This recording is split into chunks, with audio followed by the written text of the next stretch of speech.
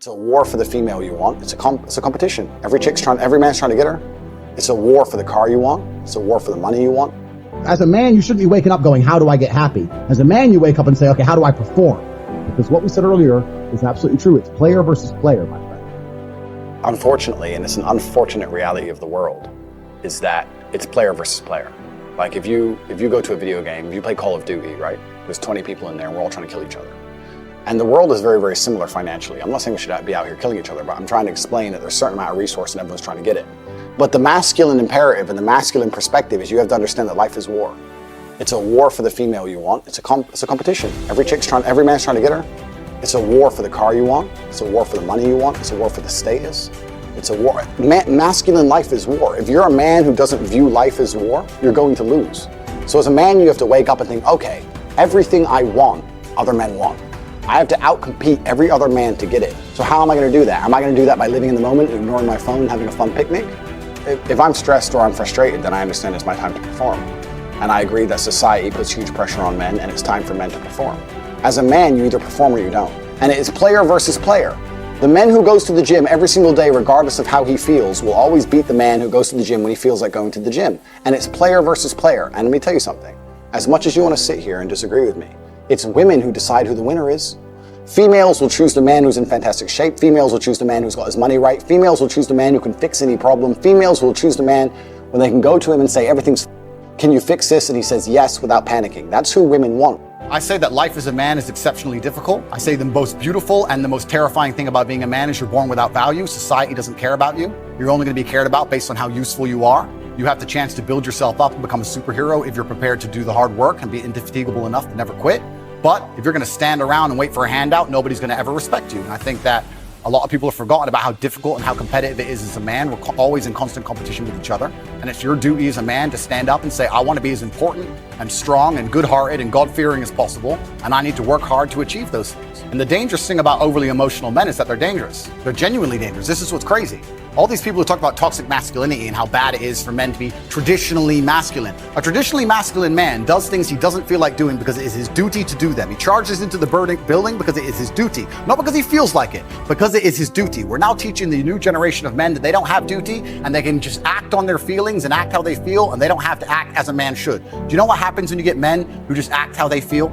You get school shooters, you get violence, you get rapists. Men who do not control their emotions are dangerous. If you find a man who is stoic, he's not going to hurt people. He's going to sit and think about his actions very carefully, and he's going to be a good man who protects and provides for his family. You find a man who just acts out on impulse and does whatever he feels like, you're going to find a dangerous man. Sitting here telling men to cry more and act with their feelings and it's okay to feel this way, that way, etc., and have no self-control. That is why we have the problems we have in the world.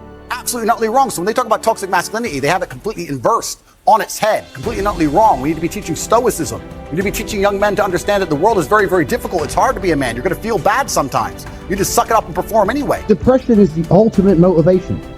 Oh, so you're depressed. Okay, so you come along to me and you tell me you're depressed. I expect to see a huge list of what you're achieving per day. If you're unhappy with your life, but you're depressed, I don't expect you to be popping pills and sitting laying in bed. I expect you to give me a huge list of everything you're achieving per day. Depression's a fantastic motivation. You know, but people are told the opposite. No, you feel depressed, that's wrong. You should be happy anyway. Take the pills, stay home, take some time off. Complete garbage. You're depressed? Okay, get up, go for a run, lift more weights, make more money, get a second job, get more girls. Like, you can outrun depression. I'm a man who's always believed, and I think every man understands this, action over inaction. And I think it was General Patton who said, a good plan today is better than a perfect plan tomorrow. You got to do something, and you got to do something fast. Yeah. You're just sitting around talking about it and hoping for things to get better. Has never, I don't know about you gentlemen, but every time I ran out of money in my bank and I thought I'm going to sit around and hope for something to come, it never really worked out. Right. It never worked out. You know, it's like you can't be sitting around waiting for things to happen to you. Also, I think, especially in the West, a lot of people's problems are all in their mind. And I'm not saying that mental conditions aren't real, because absolutely some are. But I try and explain to people, look, the only thing on the planet you have genuine control over is your state of mind. Like, you can't even control your health. You might get hit by lightning. You can't control other people. You can't control the weather. You can't control anything. The only thing you can affect in genuine real time is how you feel in your head. Oh, I get really shy and anxious. I'll say, so? Right. But not, oh, okay, that must be horrible. No, so? Do it anyway. Yeah, but I'm shy. I don't care. No one cares. The whole world doesn't care. Nobody cares. Go. If you could drop dead tomorrow, the world wouldn't care. The sun's still going to rise. People are still going to go to work.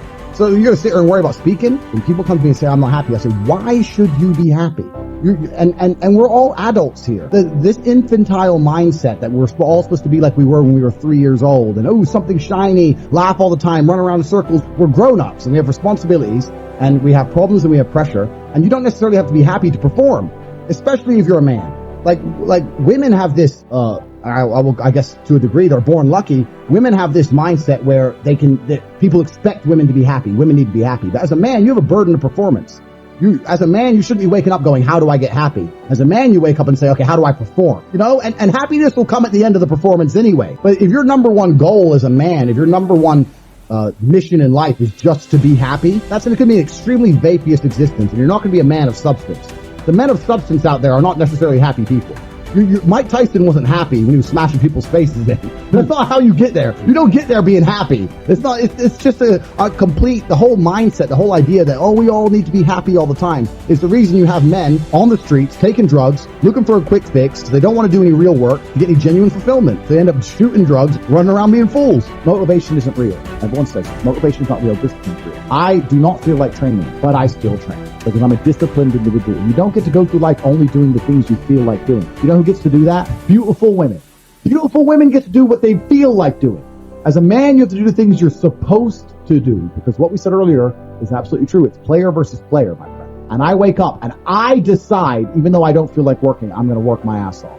And you wake up way down there, a peon, and you can't be bothered to work. What chance do you have against men like you? You don't stand a chance.